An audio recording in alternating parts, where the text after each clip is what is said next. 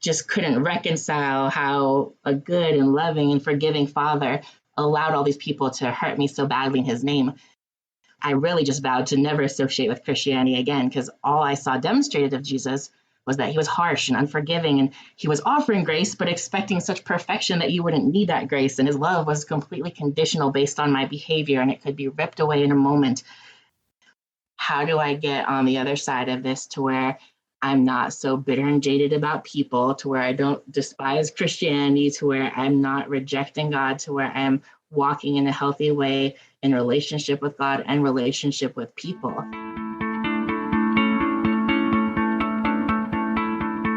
Welcome to Mom's Grab Coffee, where you'll be filled with wisdom, faith, and hope through real testimonies from moms of how God works in our lives. I'm your host, Hannah Lapsansky, and I invite you to pull up a chair, grab a cup of coffee, and get ready, my friend.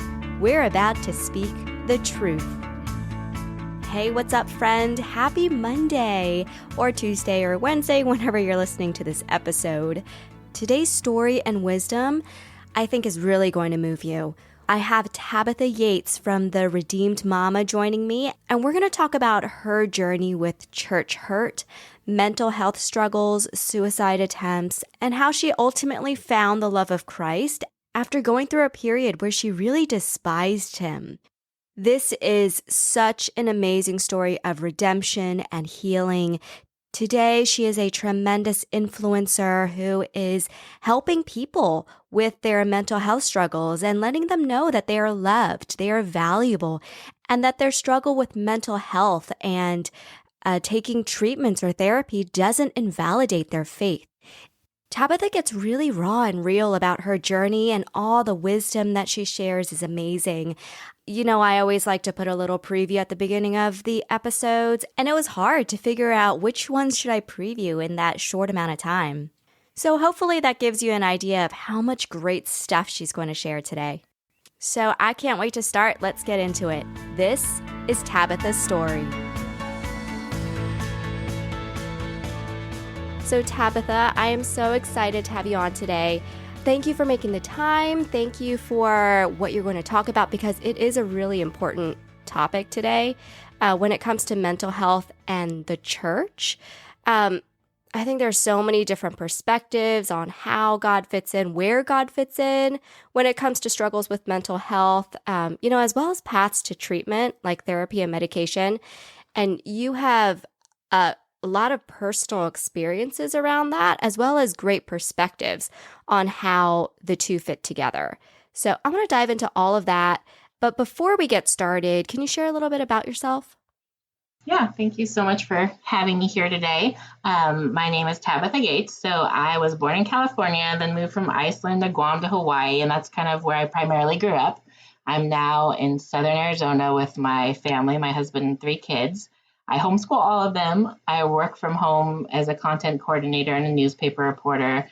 And I've really always loved expressing myself through writing, whether poetry, songs, blogs. But I really started putting myself out there and writing a few years ago when I was trying to process and heal from just a childhood of abuse and past and current struggles with anxiety and depression.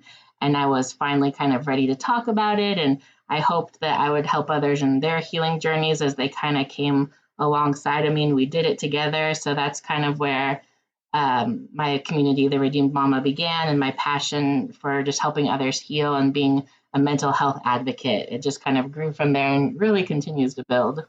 Let's start at the beginning. Can you rewind us back to the time when you started struggling with your mental health? I think I was probably 10 to 12 when I really started seeing just that constant sadness.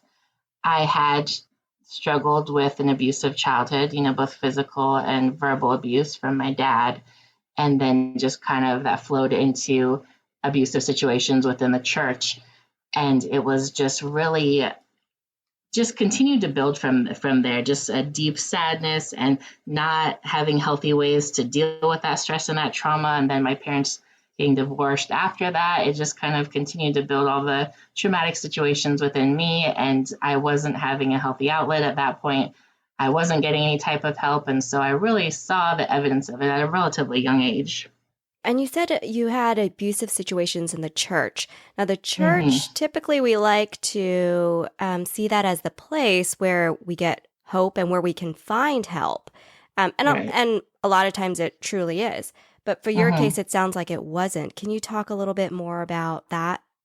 Yeah. So I think kind of how it happened was once my parents got divorced, there's just kind of a hole in our life as far as leadership and male influence. And so we just kind of gravitated towards having those big brother relationships and those special closer relationships with like the associate pastor and elders.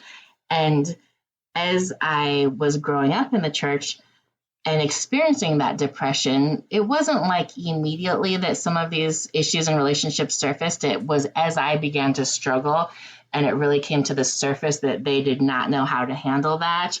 And I was Mm, just really told that I was not having enough faith because I was depressed and I wasn't going to God and I was going to just if I killed myself, I'd go to hell, and just a lot of untruths and things that were just really not, I feel like, God's heart on the issue. So really the struggle began when my depression kind of rose up. yeah, that's really hard because you probably, I mean, I imagine you didn't expect their response to be that.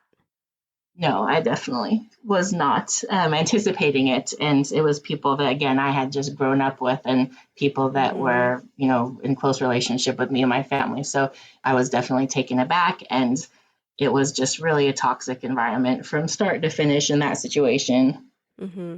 Now, when I've heard similar stories in which there was a negative experience with church and the church Hmm. community, negative responses to real struggles that people were going through, that Hmm. often seems to push that person away from not only the church, but God.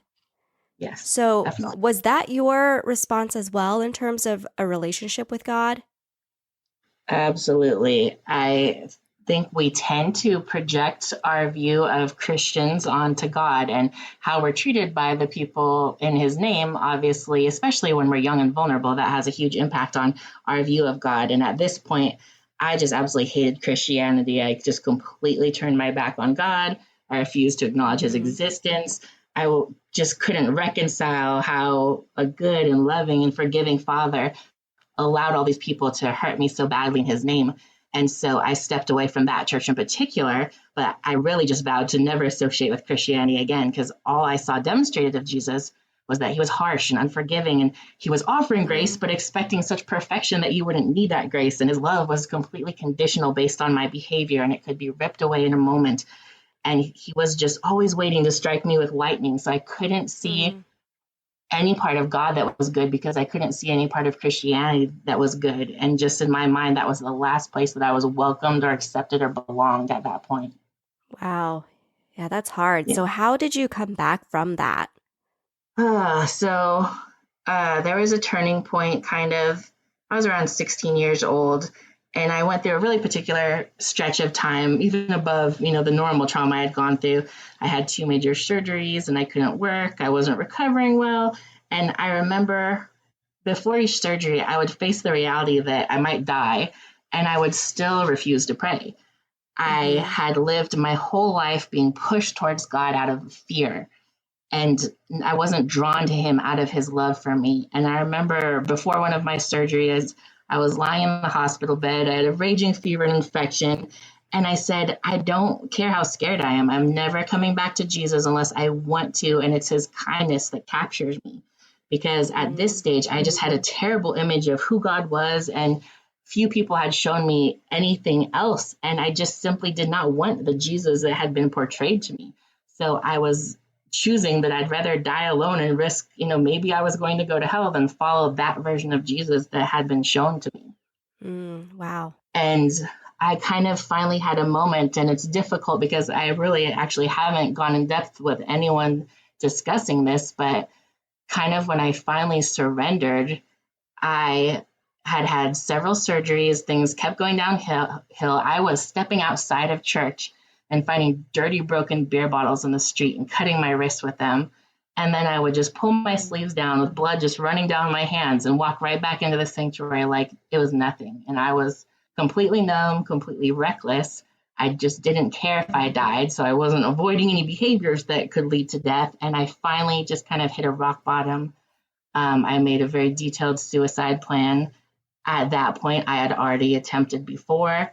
And a new psychiatrist that I had been seeing found out about the plan and asked me, would I feel safer if I was somewhere where I'd be watched and protected? And at the time, I was like, yeah, not realizing I'd be put in a psychiatric hospital and be put on suicide watch and strip searched and locked in a room, and I was unable to leave or check myself out. And that was just the scariest situation I've ever been in. I was just a kid. I was 16 and listening to a schizophrenic down the hall talking about stabbing her little brother. And I couldn't even lock my door to like keep people out. And people were checking on me every 15 minutes to make sure I wouldn't harm myself. And it was just so traumatic. And that first night, I remember I cried so hard in my room. I was so scared. I was so cold. And I had never just felt so alone and abandoned before. And at this point, I just realized God was literally all I had in that moment. And all my defenses just started to crumble. I had not prayed in quite a long time, but I remember just staring at a blank wall and just mumbling out a prayer, God, I don't know what to do, and I can't make any promises, but if you just help me find my way to you, I'll come. And that moment was just the start of a really slow surrender of me trying to find out who Jesus really was and how he really felt about me. And I had already had everything stripped away. So now I had a chance to kind of rebuild with the foundation of really finding the God that I never knew. So Tabitha, you said God was all I had at that surrender moment. So how did you even consider God to be one of the options when you saw him as mean and having this conditional love? How did you know that he could even help you? I am a classic prodigal where once those seeds are planted, I would wander, but no matter how much I tried to deny God, I think that just the few, there's like two people that were really God's hands and feet to me within my church. And the few acts I saw demonstrated that showed me a true glimpse, I feel like, of God's heart, that really just pulled on my heartstrings. And I was like, okay, there's something here, and I just haven't met him yet. And I haven't seen the real him and seen his true heart for me.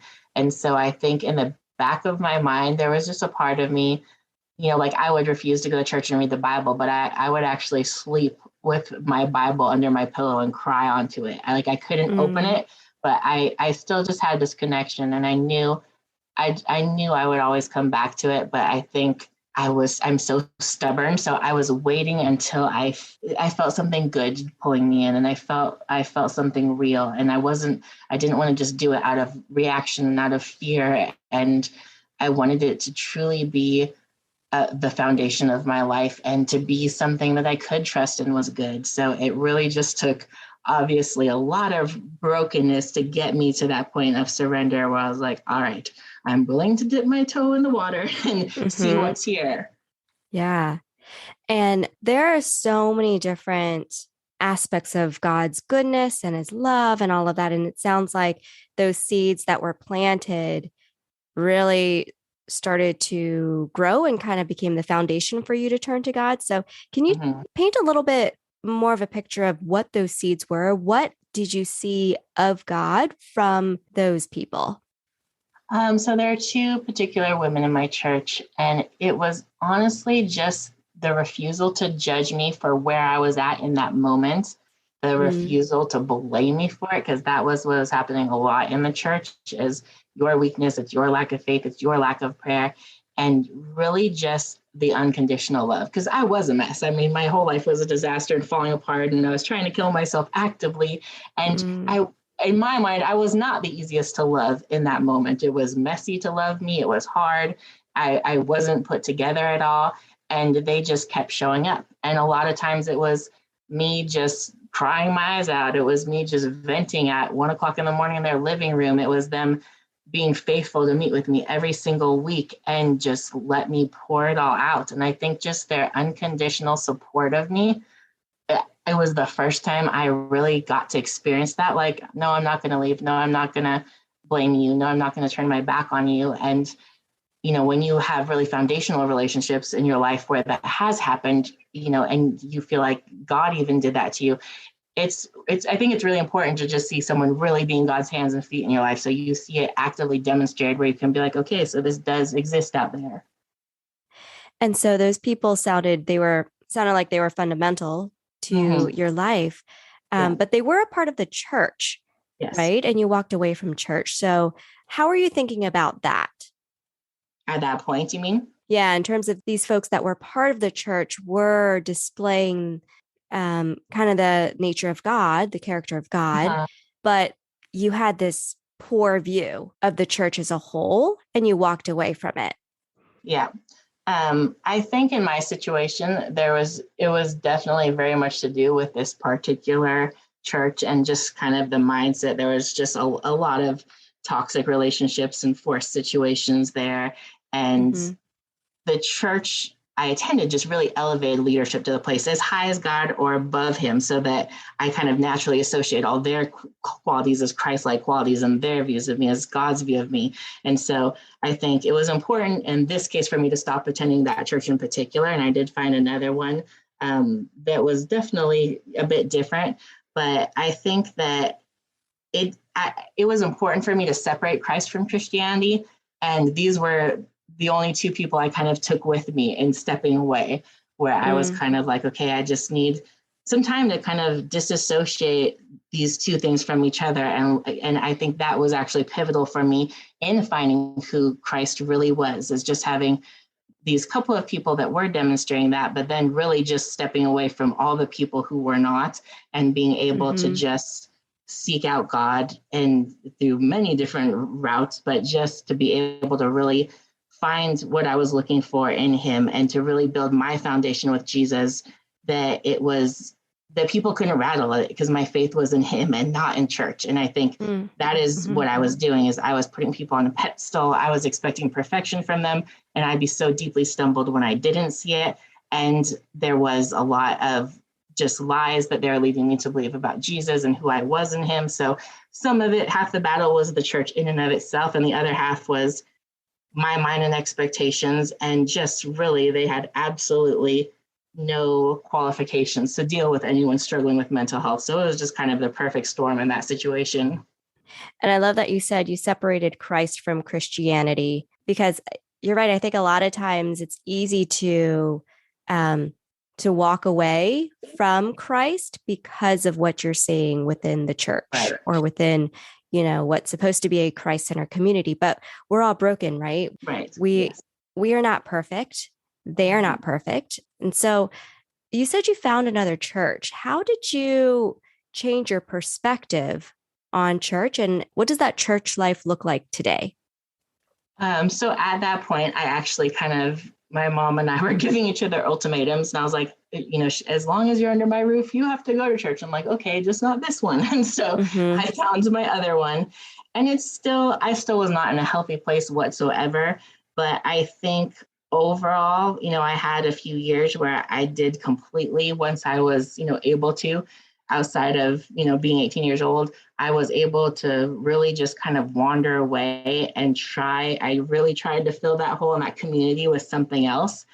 But the biggest thing I think that I was able to learn, at this point today, I have come a long way in just being able to appreciate the community and discipleship and relationship that church provides. And I do regularly attend church, and I really appreciate the experiences that I now receive in that. And it is important to find a healthy church where the leadership is healthy and where they're teaching biblically based principles. And so some of it was just finding the right church, and some of it was just taking years kind of through counseling to untangle in my mind all of it that happened, because these were the most formative years of my life, how I kind of decided how I viewed God and the world and myself. And so there was a lot to unpack there, I think. And now I feel like I have a much healthier view of church because of that, because I can step into it knowing who I am, knowing who God is, and having kind of healthy boundaries in place to where I wouldn't allow any of the same situations to happen again. So I can receive from it without a fear of being wounded, because I know how to handle myself in those situations more and not allow it, I think. Yeah. So you're leading more into God and you knowing who Mhm. God is versus leaning into the people Right. or the Exactly. leaderships at church. Yes. Yeah. I love that. What an important thing. Yeah, definitely. It was Yeah. very crucial in that point of my life. And then me Yeah. being able to enjoy it now, because that's Mm-hmm. the hard part of so many people I speak to and minister to now. It's still that thing where I will not step into a church again. And it's like, Mm-hmm. okay, well, how do we get all these people that have been hurt and broken by the church to a place of wholeness and to where they can enjoy the good parts about church and the things that it offers without feeling like they've always got to, be afraid of being wounded. And so that's really Mm-hmm. just my heart for those people, is to be able, first just to pull them back into fellowship with God, because obviously that's, the most pivotal. And a lot of times it's walking away from both. And so I am Mm-hmm. fortunate that God, not fortunate, I mean, he does it for everyone, but that, he's so faithful to pursue us. So when we walk away from God and church, I don't think he is ever done chasing us down. I don't think there's any time he's ever going to stop. But a lot of times the church will not pursue you. So it's Mm-hmm. like, let's get our walk with God straight and our mindset and view of God in a good place. And then if you feel like you can, in a healthy way, step back into church and not have such a fear of being wounded, again, with the focus not being on the people, not being how they treated you, you releasing those things and stepping back into it with a totally different mindset of what you will allow and what is healthy and what is appropriate within leadership, then it completely changes, I think, what you're able to go to church and receive. Yeah. Because if you have a direct relationship with God, Mm-hmm. then you have a firm foundation. Right. And I think people will always disappoint you, no matter if they are, the senior leader at a church, whatever church it is, even a completely biblically sound church. Right. I think there will always be moments of disappointment. Mm-hmm. And at that point, you choose, do you walk away from God because of this Right. person's mistake, or, do you not? So, Well, and I think that's a very important differentiation to make between people make mistakes, or this is like a toxic situation where the leadership is not lining up with the heart of God. And that's, mm-hmm. something Yeah. that unfortunately in my case, it really was that. It was really chronic, constant things. And I had to be like, okay, this is just not ever going to be a situation I can grow in. And Mm-hmm. so that's definitely something that does exist out there. But I think a lot of times when you're coming from a place of church hurt, you're viewing everything through that lens. And the reality is you're going to have to heal from some of that first. So you don't look at every person is going to hurt me and every person is trying to stumble me, and where you can go into it and just be like, these are all flawed people. I'm broken. They're broken. We're all struggling with sin, and we're all coming from different backgrounds and mistakes that we've made in past. And we're all just trying to walk with God together and do life Mm-hmm. together. And we're all going to be at different stages, and that different stages of healing and growth and truly loving people unconditionally through those different stages, because they're not always pretty. Exactly right. We are all going through different seasons. Mm-hmm. So, yeah, I want to go back to that surrender moment and talk more about the restoration part of your story. So, at this point, you turned back to God. What happened next?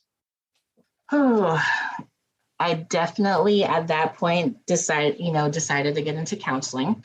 Mm-hmm. I was not able to untangle the mess by myself, and I had a lot of people in my life that were not in a place where they could help me do that. And so that was one of, I think, the biggest things for helping me walk out that situation. I did go see a Christian counselor, and I was able to kind of untangle, gosh, what is true in my life? What is real? What of God do I know that I can be my foundation now? Because all these relationships got stripped away, all these thoughts and beliefs I thought I had, and I was just starting out completely fresh. And so it was really a slow, like, I don't want to even pretend that it happened in a year or 6 months. I mean, it was years of me just trying to walk through, how do I get on the other side of this to where I'm not so bitter and jaded about people, to where I don't despise Christianity, to where I'm not rejecting God, to where I'm walking in a healthy way in relationship with God and relationship with people, but Mm-hmm. having my boundaries intact. And so really a big part of my healing was those just years in counseling, just pouring out my soul and kind of really slowly rebuilding. it was a lot of just introspection, a lot of seeking out God and trying to find people I trusted to teach me about God in a healthy way. And so, just see, and I'm always, even now, I'm always just seeking that kind of mentorship and discipleship. Like, I love learning from people that I can respect and trust. And I see their relationship with God is good and healthy. And I'm like, show me, what you're doing in your life. And so it was really a long healing journey, honestly. And you said that you were coming back from rejecting God. So at the moment that you turned to God, did you still struggle with wanting to reject God after that surrender moment? I don't feel like I ever wanted to reject him again. I just wanted to know who he really was and if he really loved me, because in that surrender, I didn't lose any of my struggles or issues or depression. I was still suicidal. I was still in a really dark place, like circumstantially in my life, dealing with abuse and a lot of difficult situations. So it wasn't just like poof and it's fine now. I was still in a really dark place. And I think it kind of set the foundation, honestly, to even now, where I don't say it in a bitter way, like God is all I have. I'm just like, that's enough, because I have had so many moments where that was the only thing I could turn to. And I'm like, I tried to turn to everything in the world and dabble in all the things that would numb me and that would get me through and that would satisfy and fill that hole. And absolutely nothing even came close. And so once I really experienced that his grace was for me, it wasn't just, I didn't have to be so perfect that I never needed it, that I could fall onto it every day. And once I really was able to trust that he did have a plan for me and it wasn't just constant crises, he actually wanted something good for me. And I started to kind of see it come together. I think the more, something I'll never forget is, I think within a year of my suicide attempt, another girl at church was very suicidal. And I was the only person she'd talk to because she knew that I understood. And it was just like the very first glimpse of God showing me, like, your story is not going to die with you. And this experience and this journey is going to be used to help other people. And I never thought like I'd be okay with everything that I went through, because it was dark and horrible. And I don't know how I'd ever live through it again. But God has never stopped being faithful to bring people in situations where he uses and redeems what I went through to be able to just be, I feel like, a beacon for other people. Like, you're still going to be okay. You're still going to get through it. And this is, what I did to walk through it. And you can do this too. And I'll walk alongside of you. And so I feel like he's been so faithful to use the pain in my life. And he's been so faithful to constantly put people in front of me that to just show me and validate to me that all of that was not for nothing. And it's just been so important to me just to be able to take what I've used and what I've done and what I've walked through and be able to encourage someone else in their journey as well.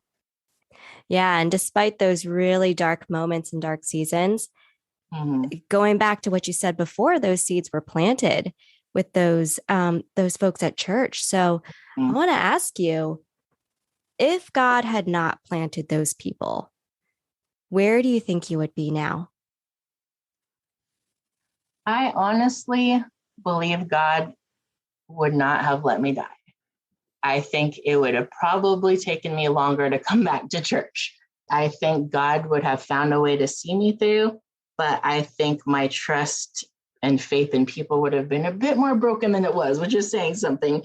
Because those were lifelines to me of just like, everyone is not bad. Everyone is not going to hurt you. There are people that will love you no matter what. And I feel like, yes, and I've told these people that to this day, that you're absolutely God's hands and feet and a very real Jesus to me in a situation where I couldn't see him and I couldn't find him anywhere else. Yeah, that's awesome.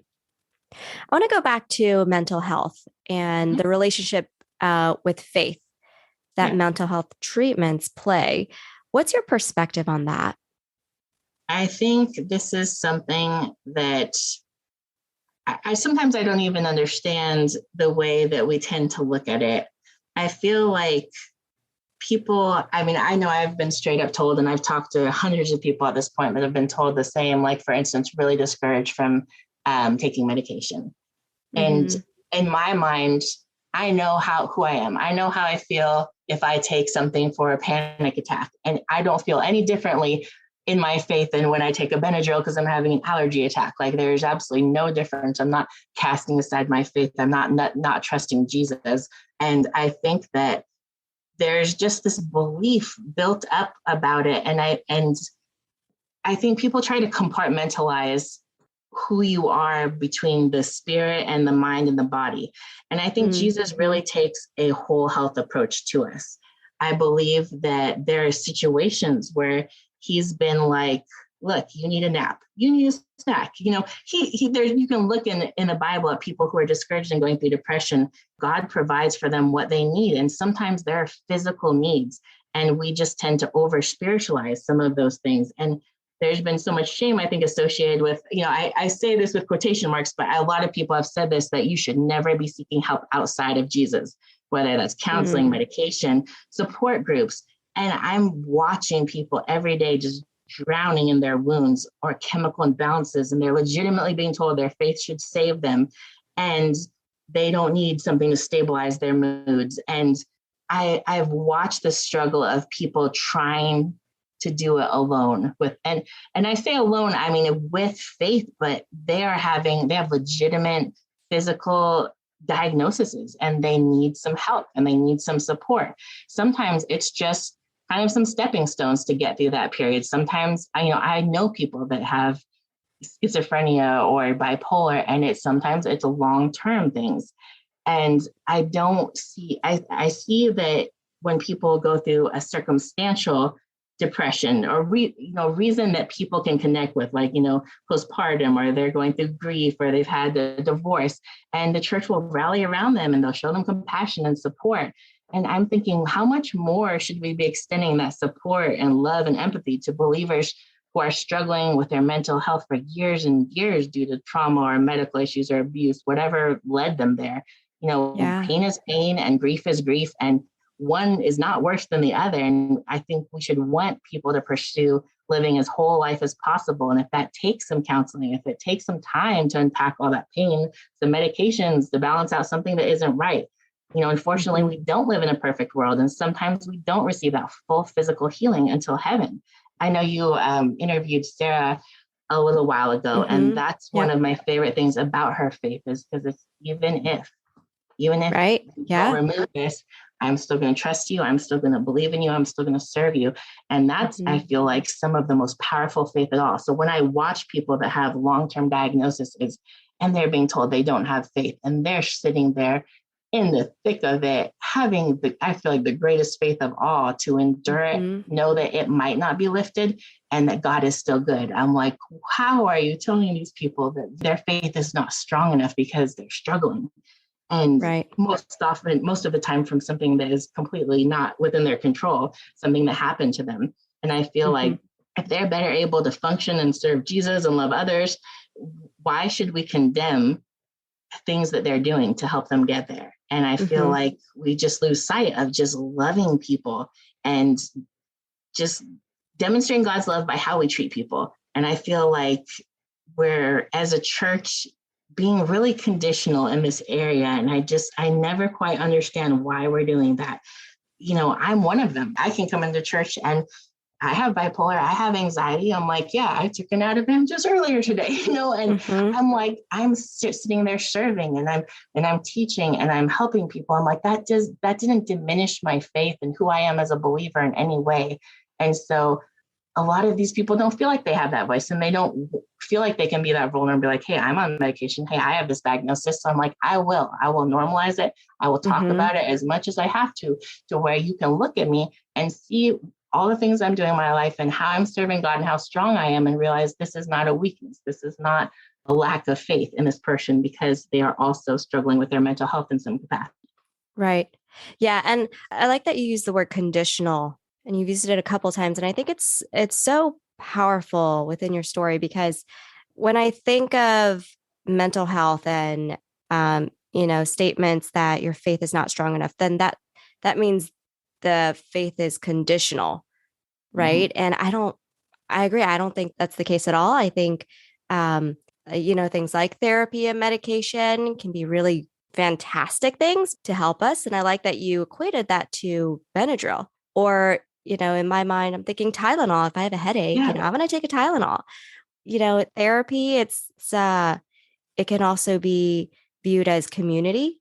Yeah, I think people are, I mean, healing is healing. So if Mm-hmm. you're saying, I'm not trusting God to, lift me from this panic attack in this moment, okay, well, are you not trusting God to take your headache away by taking Tylenol? It's like, how is this Right. different? Yeah. And I think we Right. just build this up to be something completely different than it is. And it's like, well, we won't know the path that they're walking if we haven't had to walk it and what they have to deal with. And I obviously have a very deep understanding of how the mind can get and how dark it can get. And I can see the difference in people very close to me of when they're on medication, when they're not. And I'm like, look, would I love for them to not need that?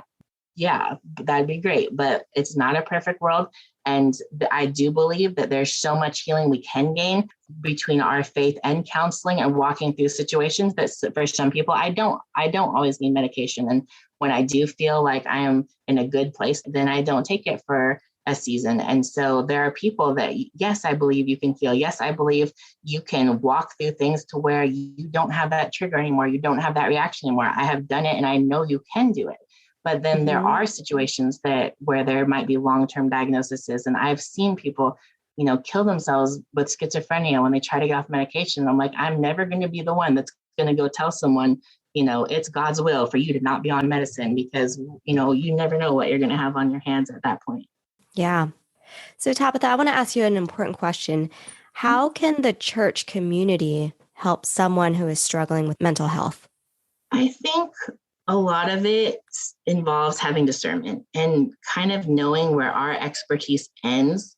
I'm really thankful in the church I'm in now. My pastor is super honest. He's like, man, this is not in my wheelhouse, but the church will pay for you to go see a counselor. And I think that actually takes a lot of humility to do that because especially as leadership, sometimes we want to feel like we have all the answers to give people and can help them, but realizing this is a very fragile situation and I could end up unintending to harm someone, but still doing it. So I think checking ourselves in those situations, are we actually qualified to step into the situation or not? When do we need to pray or when do we need to intervene in practical ways? And in my situation, like really be God's hands and feet to that person.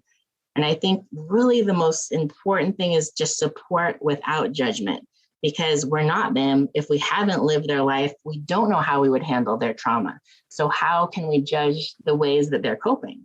And I think really there needs to be training for all leadership of just appropriate ways to interact with people that are struggling with their mental health, what to say, and kind of more importantly, what not to say, and how to not alienate those people who are struggling.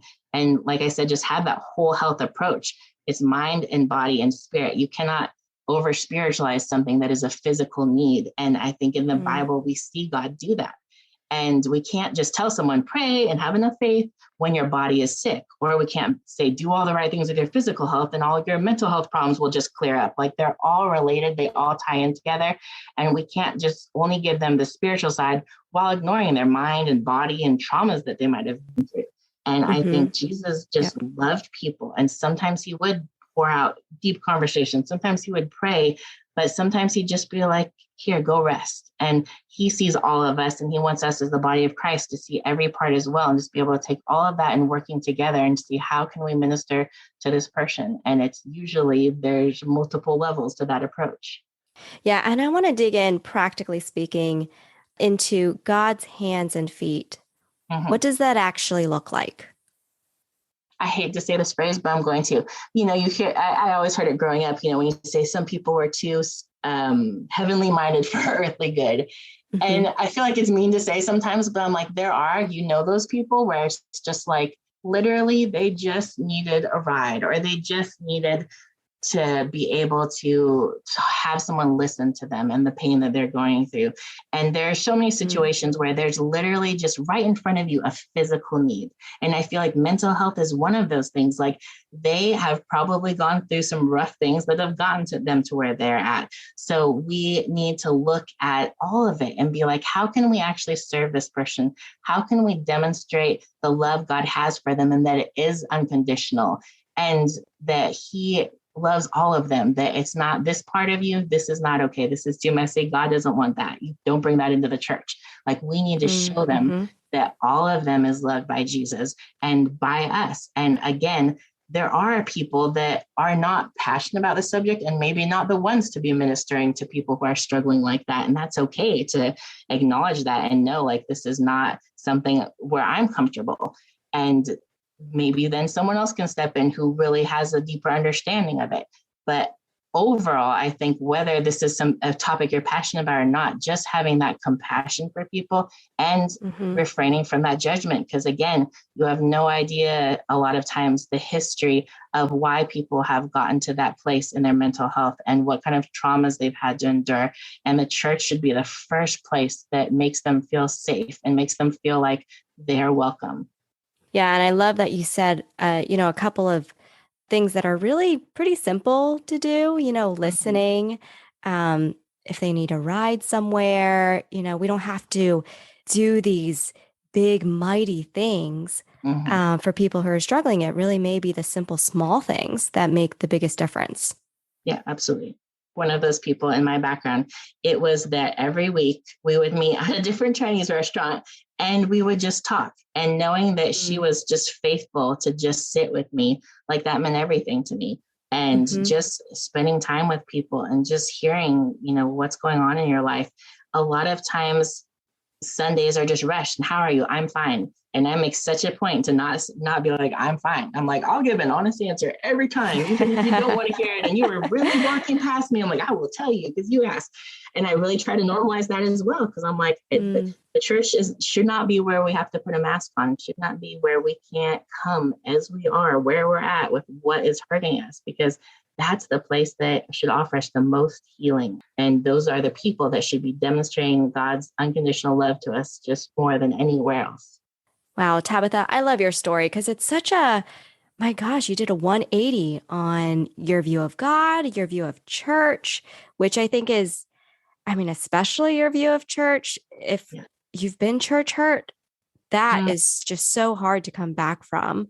Yeah, it is. I want to ask you, looking back on your journey, if you could summarize it, who is God? God is a love that takes all of me as I am and still says, I want you, I choose you, I'll be faithful to pursue you.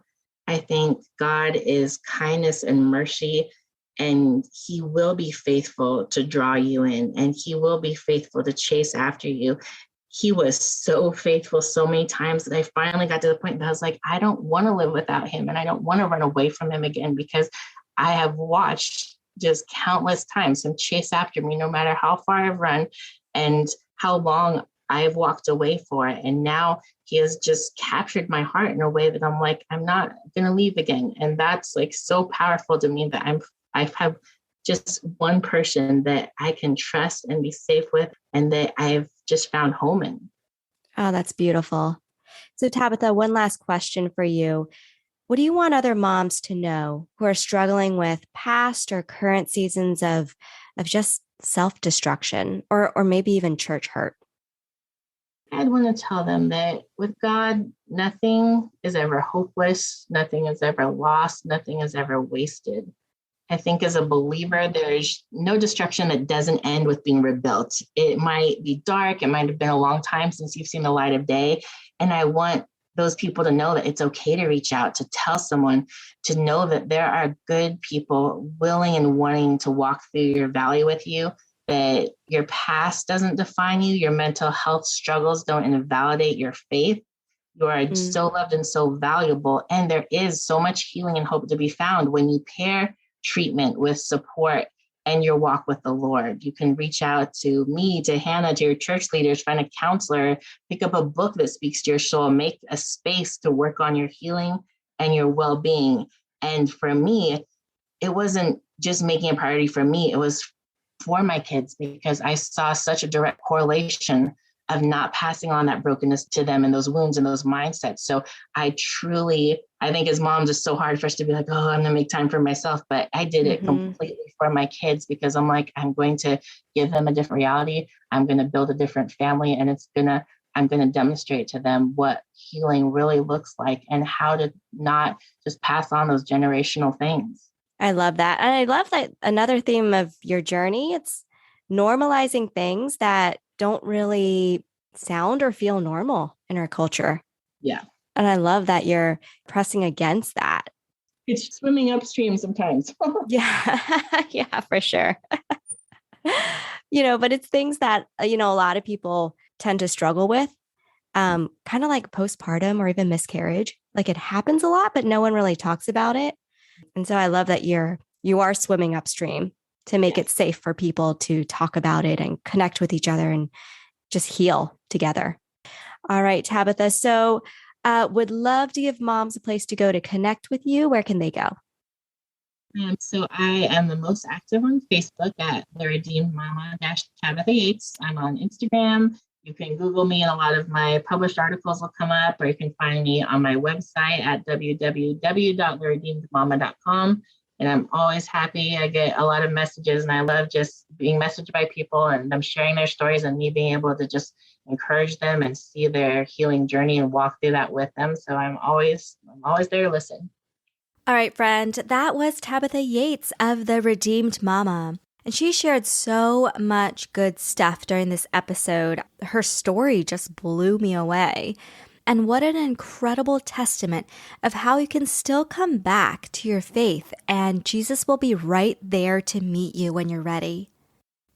Okay, so before we wrap up, I just want to leave you with two things. One is if you're struggling with your mental health, know that it does not invalidate your faith, and Jesus has not forgotten you.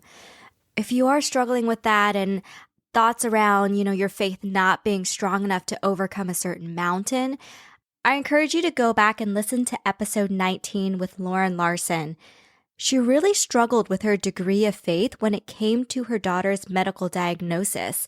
She thought that she didn't have enough faith to overcome that mountain, and she questioned why her daughter wasn't healed. And so you're going to find a lot of comfort and reassurance in that if you are in a place where you're questioning your level of faith when it comes to your struggles.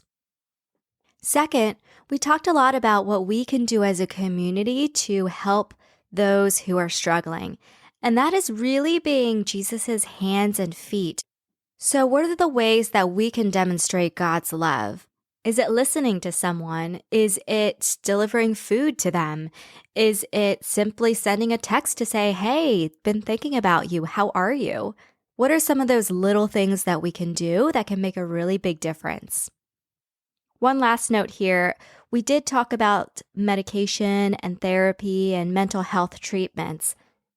Now, I want to be clear here. We are not saying that you should go and absolutely do those things.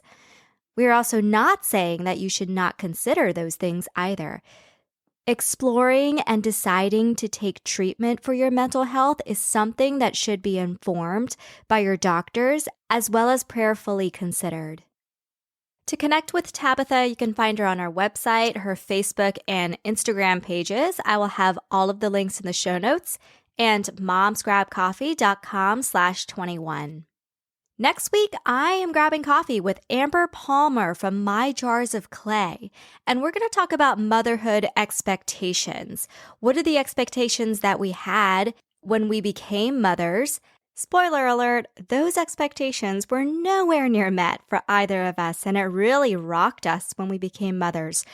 So we'll talk about how we journey through those kinds of unexpected moments and seasons that can really impact our faith and our trust in God. So make sure you're subscribed to the show wherever you are listening, or to get an email alert, visit momsgrabcoffee.com. Okay, friend, I hope you enjoyed today's conversation, and I hope you have a fantastic week. I'm Hannah Lapsansky, and I'll catch you again next week for a cup of coffee with a side of wisdom, faith, and hope.